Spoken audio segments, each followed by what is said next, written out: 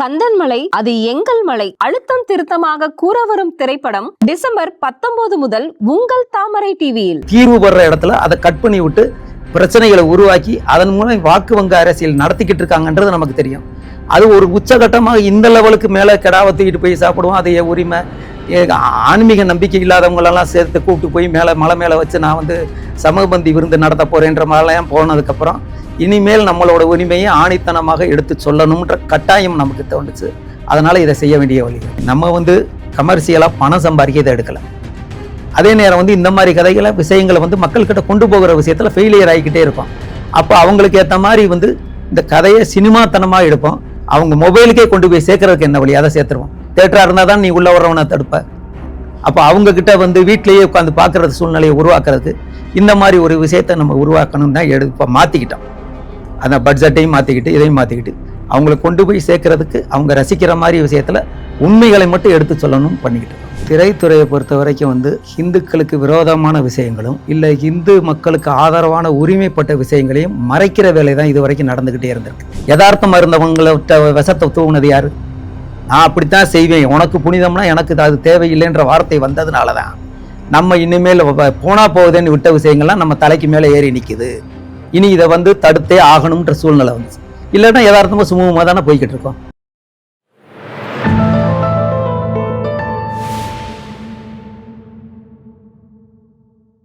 திரைத்துறையை பொறுத்த வரைக்கும் ஹிந்துக்களுக்கு விரோதமான விஷயங்களும் இல்லை இந்து மக்களுக்கு ஆதரவான உரிமைப்பட்ட விஷயங்களையும் மறைக்கிற வேலை தான் இது வரைக்கும் நடந்துக்கிட்டே இருந்திருக்கு. நமக்கு எதிரான எல்லா விஷயங்களும் அதன் மூலியமாக மக்கள்கிட்ட ஈஸியாக போய் சேர்ந்துருது. இப்போ இந்த கந்தன்மலை படம் எடுக்க வேண்டிய கட்டாயம் நவாஸ்கனி மலையேறி அங்கே போய் பிரியாணி சாப்பிட்றது என்னோட உரிமைன்னு சொல்லி அவர் ஒரு பாராளுமன்ற உறுப்பினர் இவ்வளோ தூரத்துக்கு வெளிப்படையாக நமக்கு விரோதமாக செயல்படையில அதை கூட இந்த மீடியாக்கள் மூலியமாக மக்கள்கிட்ட கொண்டு போய் சேர்க்க முடியலைன்ற ஆதங்கம் ஒன்று தோணுச்சு. இந்த கந்தன்மலை விஷயத்தில் இந்த இஷ்யூ ஆரம்பித்ததுக்கப்புறம் உள்ள விஷயத்தில் நம்ம சைடு நியாயங்களை நம்ம சொல்ல வேண்டிய கட்டாயம். இன்னும் இந்த திமுக ஆதரவு கட்சிகள் எல்லாமே சேர்ந்து நாங்கள் அண்ணன் தம்பியாக ஒத்துமையாக தான் இருக்கோம், எங்களுக்குள்ள எந்த பிரிவினையும் இல்லை, எங்களுக்கு இணக்கமாக இருக்குன்ற பேரில் மலையை எங்களுக்கு சொந்தம்ன்றது, வப்பு வாரியத்துக்கு சொந்தம்ன்றது, மேலே இந்த வழியை நீ ஏறாத அந்த வழியை தான் நீ போகணுன்றது, இப்படி மறைமுகமாக நம்மளுக்கும் அந்த கந்தன் மலைக்கும் உள்ள தொடர்பு அறுக்கிற வேலைகள் நடந்துக்கிட்டே இருக்குது. இதை ரொம்ப காலமாக நம்ம பார்த்துக்கிட்டோம். நான் இந்து முன்னணியில் மாவட்ட தலைவராக 10 வருடம் இருந்திருக்கேன். இந்த தீபம் ஏத்துற விஷயத்தில் அவ்வளோ போராட்டங்கள் பண்ணியிருக்கோம். இது ஒரு 15 வருஷத்துக்கு முன்னாடியே அங்கே உள்ள ஜமாத்தை சேர்ந்தவங்க ஒரு பீஸ் கமிட்டி மீட்டிங்கில் இந்த காலையில் இந்த இடத்துல தீபம் ஏற்றல எங்களுக்கு எந்த ஆட்சேபனை இல்லைன்னு 15 வருஷத்துக்கு முன்னாடி சொல்லிட்டாங்க, கையெழுத்தும் போட்டாங்க. அந்த பீஸ் கமிட்டிலாம் இருக்கான். அதை பதிவு பண்ணாமல் அந்த வருஷம் ஏற்ற முடியாது, இப்போதைக்கு தள்ளி வைப்போம், அடுத்த வருஷம் பார்ப்போன்னு அரசே செயல்பட்டுச்சு. அப்போ நம்ம அதை புறக்கணித்து வெளியே வந்திருக்கோம். இந்த மாதிரி இணக்கமாக ஒரு பிரச்சனைக்கு தீர்வு படுற இடத்துல அதை கட் பண்ணி விட்டு பிரச்சனைகளை உருவாக்கி அதன் மூலம் வாக்கு வங்க அரசியல் நடத்திக்கிட்டு இருக்காங்கன்றது நமக்கு தெரியும். அது ஒரு உச்சகட்டமாக இந்த லெவலுக்கு மேலே கிடாவை தூக்கிட்டு போய் சாப்பிடுவோம். அது உரிமை ஆன்மீக நம்பிக்கை இல்லாதவங்களெல்லாம் சேர்த்து கூப்பிட்டு போய் மலை மேலே வச்சு நான் சமபந்தி விருந்து நடத்த போகிறேன்ற மாதிரிலாம் போனதுக்கப்புறம் இனிமேல் நம்மளோட உரிமையை ஆணித்தனமாக எடுத்து சொல்லணும்ன்ற கட்டாயம் நமக்கு தோணுச்சு. அதனால் இதை செய்ய வேண்டிய வழி வந்துச்சு. சரி, இப்போ அந்த காலத்துல சினிமா துறையை பார்க்கும் பொழுது கடவுள் நம்ம கஷ்டத்துல இருக்கும்போது காப்பாத்த வருவாங்க அப்படின்னு தான் நம்ம எல்லாம் சினிமா துறையை பார்த்திருக்கோம். ஆனா இப்போ கடவுளுக்கே பிரச்சனை, அப்படி ஒரு பிரச்சனையை இன்னைக்கு தமிழகத்தில் இப்படி இன்னைக்கு பார்லிமெண்ட் வரைக்கும் இந்த கதையை பேசிக்கிட்டு இருக்காங்க. நீங்க இதுல உண்மை சம்பவங்களையும் கொஞ்சம் இணைச்சு இருக்கிறதாக ஒரு தகவல் வெளியாயிருக்கு. அது உண்மையாகவா? உண்மைதாங்க. இனிப்பு விஷம்னு சொல்லுவாங்க. இனிப்பு மருந்தா இருந்தா பரவாயில்ல, இது இனிப்பு விஷம். வார்த்தைகள்ல அழகா இருக்கும், ஆனா அது நமக்கு விஷம். அப்படி மருந்துகளையா நமக்கு இந்து மக்களுக்கு கொடுத்துக்கிட்டே இருக்காங்க. இது அரசியல்ல வார்த்தை ஜாலங்களால மக்களை நம்ப வச்சுக்கிட்டு இருக்காங்க, அதையே திருப்பி பேச வைக்கிறாங்க. அப்போ நம்ம அந்த உண்மையான விஷயத்தை இதை நம்ம சொல்லணும். கசப்பு மருந்தை கொடுத்தே ஆகணும். அப்போ இவன் ஏத்துக்கிட்டாலும் ஏத்துக்கிறாலும் இந்த கசப்பான மருந்தை கொடுத்தாதான் அந்த விஷத்தை விட்டு மக்களை விடுவிக்க முடியும்ன்றனால இந்த முடிவு நாங்கள் எடுக்க வேண்டிய கட்டாயமாச்சுங்க. இப்போ இந்த திரைப்படத்துல இப்போ நடந்துட்டு இருக்கக்கூடிய சமீப காலங்களாக நீதித்துறையே இன்னைக்கு மக்கள் கிட்ட கை கட்டி நிக்கிற மாதிரியான ஒரு நிலையை ஏற்படுத்தி இருக்கு இன்னைக்கு இருக்கக்கூடிய அரசாங்கம். இதை எல்லாமே படத்துல நீங்க இணைச்சிருக்கிறீங்களா? இல்ல, இது இப்ப கடைசியா இந்த ஒரு வாரத்துல நம்ம நடந்துகிட்டு இருக்க விஷயங்க. இதை நம்ம இது பண்ணல. அதாவது தீவுன்ற விஷயத்தை என்ன தேவைன்னு நம்ம எதிர்பார்க்கிறோமோ அது வரைக்கும் படத்தை நம்ம நிப்பாட்டி இருக்கோம். இப்போ இந்த ஜட்ஜ்மெண்ட் வந்து அதை வந்து இவங்க மதிக்காம 1க்கு 3 ஜட்ஜ்மெண்ட் வந்து மத்திய காவல் படை வந்தாலும் நாங்கள் அதையும் தடுப்போன்றதுலாம் வந்து ஒரு தவறான விஷயத்தை இவங்க பண்ணிக்கிட்டு இருக்காங்க. இதை நம்ம சொல்லணும். இன்னைக்கு இப்போ திருப்பரங்குன்றம் இஷ்யூல வந்து இந்த தீபம் ஏத்தக்கூடாது அப்படின்னு ஒரு விஷயமும் போயிட்டு இருக்கு. நீங்க எல்லாமே பார்த்துட்டு இருந்திருப்பீங்க. இப்போ இந்த திரைப்படங்கள் வந்து மதுரை சரௌண்டிங்ல, அதுவும் திருப்பரங்குன்றத்துல வந்து இந்த படங்கள் எடுத்திருக்கீங்களா? அது வந்து ஒரு நேச்சுரலான ஒரு லொகேஷன்ஸ் எல்லாமே வந்து காட்டியிருக்கீங்களா அந்த படத்துல? அதாவதுங்க, அங்க வந்து ஷூட்டிங்க்கு போகிற சூழ்நிலை வந்து போன இடத்துல இருந்தே ஆரம்பிப்பாங்க பிரச்சனைகள். அதனால அவுட்டர் லாங் ஷாட்ல உள்ளது ஷூட்டிங்கு அந்த விஷயத்தை காட்டினாலும் அதே மாதிரி அது மதுரையில் உள்ள இன்னொரு குன்றில் வச்சு நம்ம சொல்ல வேண்டிய விஷயங்களை சொல்லியிருக்கோம். இன்னும் பெரிய கான்ட்ரவர்சியான விஷயங்கள் என்ன இப்போ நடந்தது, மலை மேலே வர்றாங்க, அவங்க உட்காந்து அசைவம் சாப்பிட்றாங்க, அதை நம்ம கண்டிச்சிருக்கணும். கண்டிக்கலை, இது ஒன்றா நமக்கு நாலேஜுக்கு தெரியலை. அது வெளியே இஷ்யூ ஆனதுக்கப்புறம் வந்து அதுக்கு உரிமைன்னு பேச ஆரம்பிச்சிட்டாங்க. தவறுதாங்க, விடுங்கன்னா விட்டுருக்கலாம். யதார்த்தமாக இருந்தவங்களை விஷத்தை தூவுனது யாரு? நான் அப்படித்தான் செய்வேன், உனக்கு புனிதம்னா எனக்கு அது தேவையில்லைன்ற வார்த்தை வந்ததுனால தான் நம்ம இனிமேல் போனா போகுதுன்னு விட்ட விஷயங்கள்லாம் நம்ம தலைக்கு மேலே ஏறி நிற்குது. இனி இதை வந்து தடுத்தே ஆகணும்ன்ற சூழ்நிலை வந்துச்சு. இல்லைன்னா யதார்த்தமாக சுமூகமாக தானே போய்கிட்டு இருக்கோம். இப்ப இந்த படம், அதாவது தமிழகத்தில் திருப்பரங்குன்றம் விவகாரம் பெரிய பூதாகரமாக வெடிச்சிருக்கு. இப்ப இந்த நிலையில நீங்க இன்னைக்கு வந்து ட்ரெய்லர் வெளியிடும் பொழுது இதுக்கு வந்து உங்களுக்கு எதிர்ப்புகள் வந்து வரலையா? எதிர்ப்புகள் முதல்ல தலைப்பு வச்சோடனே எதிர்ப்பு வந்துருச்சு. அதுல வந்து தர்ம போராளி தான் நடிக்கிறாருன்னு அதை விட எதிர்ப்பு வந்துருச்சு. அதை தாண்டி வந்து என்னென்ன விஷயங்கள் வந்து இதுல வருதுன்னு தெரியாம கண்ணை மூடிக்கிட்டு கத்த ஆரம்பிச்சிட்டாங்க. எப்படியா திருடன் நம்ம சொல்லிக்கிட்டே வந்து ஒரு ட்ரெய்லர் ரிலீஸ் ஆகிறதுக்கு முன்னாடி அவர் கைது நடவடிக்கைகள் எல்லாமே எடுத்திருந்தாங்களே. ஆமா, செய்வாங்களா? அவங்ககிட்ட இருக்க அதிகார துஷ்பிரயோகத்துக்கு ஒரு அடையாளம் வேணும்னா அது திமுக அரசு சொல்லலாம். ஹிந்து விரோதத்துக்கு மிகப்பெரிய அடையாளம் வேணும்னா அவுரங்கசீப்பை விட மோசமான ஒரு முதல்வராக இவரை காட்டலாம். அந்த அளவுக்கு தான் இன்னைக்கு நடந்துகிட்டு இருக்கு. ஆனா இதை வெளியே யாரும் சொல்ல முடியாது. இந்த கருத்தை ஒத்த நாங்க பெரிய நடிகர்களாக முயற்சி பண்ணோம்.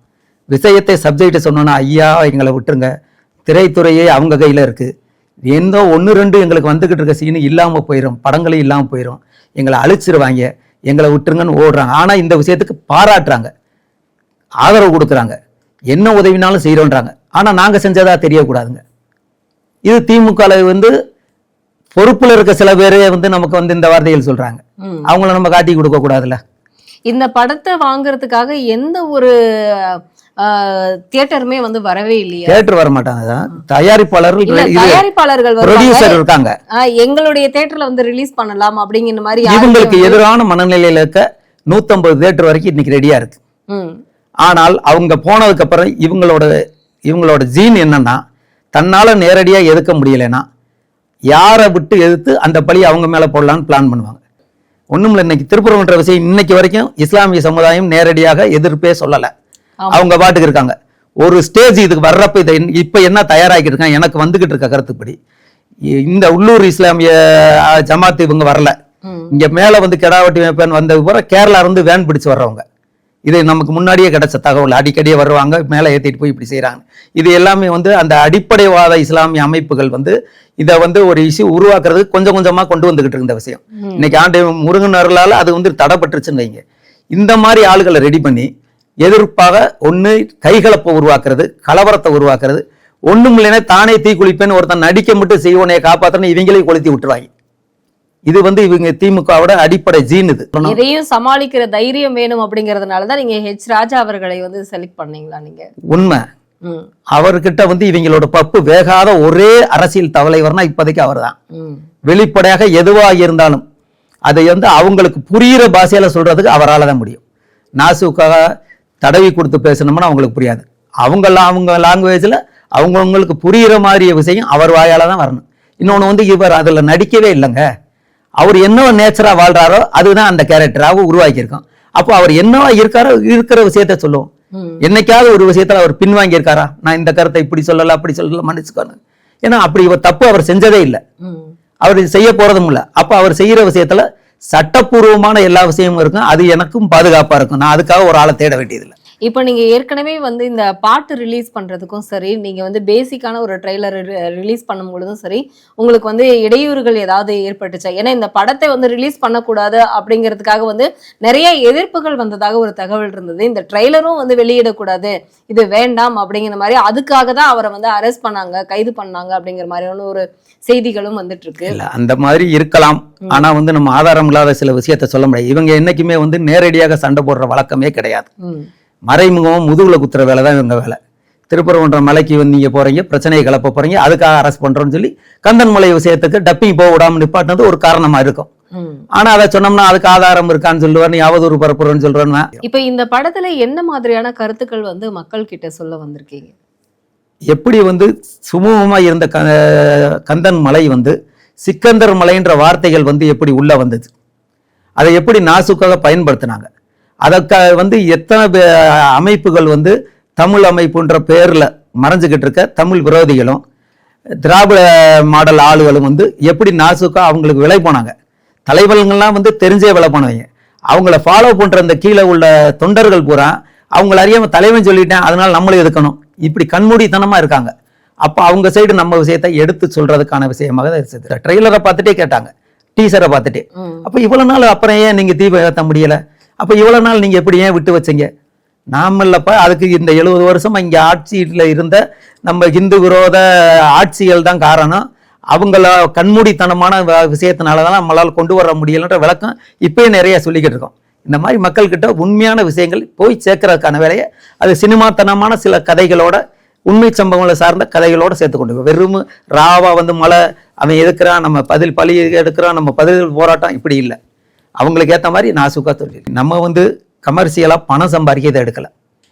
அதே நேரம் வந்து இந்த மாதிரி கதைகளை விஷயங்களை வந்து மக்கள்கிட்ட கொண்டு போகிற விஷயத்தில் ஃபெயிலியர் ஆகிக்கிட்டே இருக்கும். அப்போ அவங்களுக்கு ஏற்ற மாதிரி வந்து இந்த கதையை சினிமாத்தனமாக எடுப்போம். அவங்க மொபைலுக்கே கொண்டு போய் சேர்க்கறதுக்கு என்ன வழி, அதை சேர்த்துருவோம். தேட்டராக இருந்தால் தான் நீ உள்ள வர்றவனை தடுப்ப.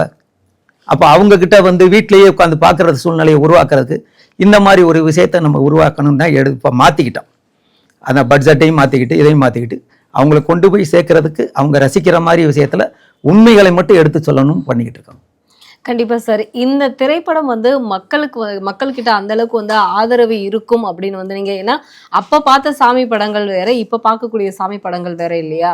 ஏன்னா இப்ப மக்கள் எதிர்பார்க்கிற மாதிரியான அதுலயே வந்து நிறைய வந்து காதல் சீன்ல இருந்து எல்லாமே கொண்டு வந்துட்டாங்க. இந்த படங்கள்ல வந்து என்ன மாதிரியான வெளிப்படைத்தன்மை இருக்கு? அவங்களுக்கு ஏத்த மாதிரி காதல் சீன் இருக்கு, நாடக காதல் இருக்கு, அதனால ஆதரிக்கிற பாதிப்புகள் இருக்கு. இன்னைக்கு கரண்டா மலை கந்தன் மலைன்னா முருகன் எப்போ வந்தாரு எப்போ போனாரு, ஆறுபடையில இந்த வீட்டுக்கு என்ன கதை, அது வந்து வழக்கமாவே அவங்க படிச்சது.